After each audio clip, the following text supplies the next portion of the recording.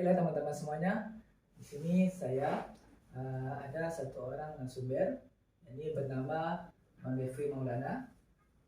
Bang Defri ini itu sekarang sebagai dosen LB di Universitas Islam Negeri Sultan Syed Qasim Riau. Baiklah, di sini saya akan bertanya kepada Bang Defri selaku narasumber mengenai kepemimpinan perempuan.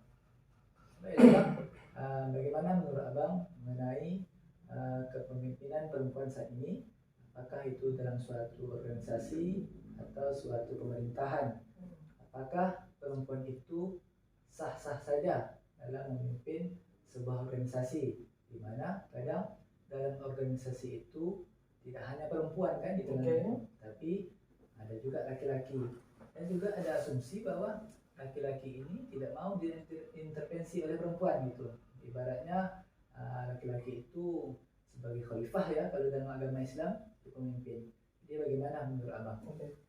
Yang pertama, inti dari pertanyaan tersebut dapat juga kita ambil intisarinya bahwa keterlibatan perempuan di dalam politik. Jadi bagaimana misalnya keterlibatan perempuan itu baik itu di organisasi atau di pemerintahan. Sebelum kita masuk ke keterlibatan itu, kita harus melihat politik itu secara umum dulu. Yang pertama, politik itu dapat kita lihat sebagai relasi kuasa antara negara misalnya sama intermediate atau garis tengah dan masyarakat. Intermediate ini dapat kita lihat juga sebagai LSM, anggota DPR dan sebagainya. Jadi relasi ini harus dibangun supaya pemerintahan itu bisa berjalan dengan baik.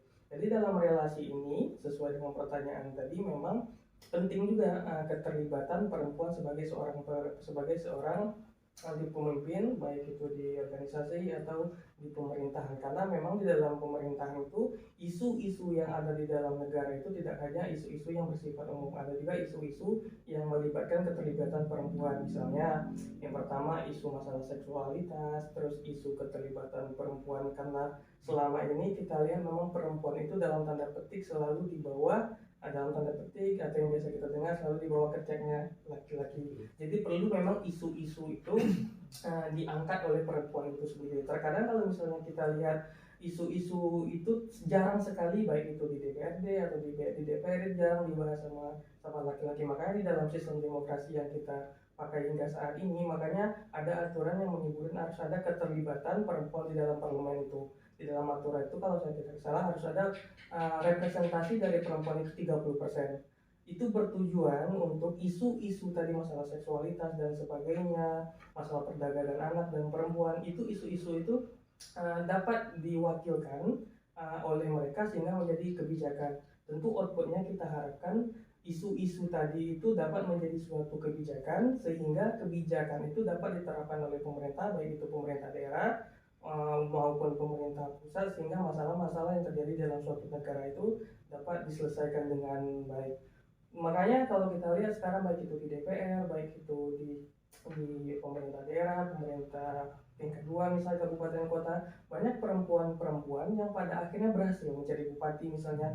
Sebagai contoh, waktu itu wali kota Surabaya, Risma, pada saat menjabat sebagai wali kota Surabaya, dari beberapa survei, dari beberapa kebijakan-kebijakan yang dihasilkan cukup berhasil kan, misalnya pertamanan dan sebagainya, indeks demokrasi dan sebagainya. Itu salah satu menandakan memang di dalam sistem demokrasi yang kita pakai hingga saat ini itu harus ada keterlibatan dari perempuan, karena di dalam suatu negara ini juga ada isu-isu tentang perempuan yang terkadang itu menjadi suatu keniscayaan yang harus kita selesaikan, dan yang harus menyelesaikan itu harus ada dari perempuan itu sendiri. Mungkin itu secara singkat keterlibatan politik di dalam sistem suatu negara. Berarti ibaratnya perempuan itu sah-sah saja memimpin. Jadi ada istilah sekarang namanya kesetaraan gender. Kesetaraan gender. Jadi ibaratnya semua itu sama antara laki-laki, bahwa dalam upaya untuk menjadi sebuah pemimpin itu harus ibaratnya tidak memandang gender gitu kan. Jadi menurut Abang apa minus dari kepemimpinan perempuan? Terkadang perempuan ini kalau kita lihat dari sisi keperempuanannya memang lebih memandang sesuatu dari perasaannya. Jadi yang dikhawatirkan dalam kepemimpinan ini, yang kita khawatirkan nanti kebijakan yang akan dibuat itu memiliki kecenderungan